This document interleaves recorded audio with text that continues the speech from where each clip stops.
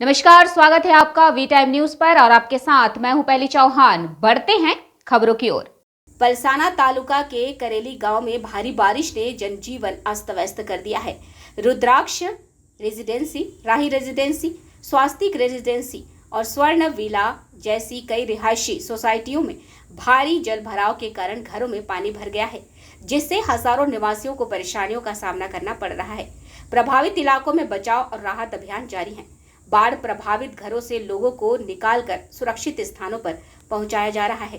Palsana police taluka विकास अधिकारी और बाढ़ डोली अग्निशमन अधिकारी की टीमें मौके पर मौजूद हैं और लोगों को अस्थायी तौर पर गंगाधर सरकारी स्कूल में शिफ्ट कर रही है। स्थानीय निवासियों का कहना है कि पिछले 5 सालों में इतना भारी जल भराव नहीं हुआ है। उनका मानना है कि दिल्ली मुंबई एक्सप्रेसवे के निर्माण के कारण पानी का प्राकृतिक बहाव रुक गया है। पहले बारिश का पानी आसानी से खेतों की ओर बह जाता था, लेकिन अब एक्सप्रेसवे के कारण पानी खेतों में फैलने के बजाय सोसाइटियों की ओर जमा हो रहा है।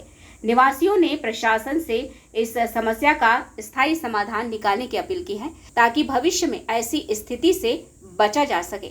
इस संबंध में तालुका विकास अधिकारी और अग्निशमन अधिकारी को एक और रिपोर्ट जारी की गई है। आज रोज कारेली गाम में उपरवास में वधु वरसादने कारणे जे आ राही से कृष्णा वेली से रुद्राक्ष जेवी सोसायटी में पानी खूब भराई गया है अने एना कारणे सोसायटी में जे लोको फसाया से अंदाजित 50 जेटला लोको फसाया से एमने रेस्क्यूनी कामगीरी बारडोलीना फायरनी टीम करी रही है અને એના જે સ્થળાંતર કરીને આપણે હરિધ્યાન હોલમાં લઈ જવામાં આવી રહ્યા છે અને સાથે એમની ફૂડની વ્યવસ્થા પણ ત્યાં કરવામાં આવી છે।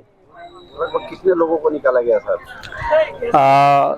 हालમાં 15 જેટલા જે લોકોને ત્યાંથી બહાર કાઢવામાં આવ્યા છે। આજ રોજ પલસાણાના કારેલી મુકામે રુદ્રાક્ષ રાહી અને બીજી અન્ય સોસાયટીઓમાં જળભરાવની જે ઘટના હતી એના સંદર્ભે અમારી ટીમ ડિસ્ટ્રિક્ટ હેડક્વાર્ટરની ટીમ હાલ સ્થાનિક માણસોને બહાર કાઢી અને સલામત સ્થળે આશ્રય સ્થાન પર ખસેડવામાં આવ્યા છે। અંદાજિત 60 થી 70 જણા ત્યાં હતા, પોલીસને સોંપેલા છે। वी टाइम न्यूज के लिए सूरत से अंकित दुबे की रिपोर्ट।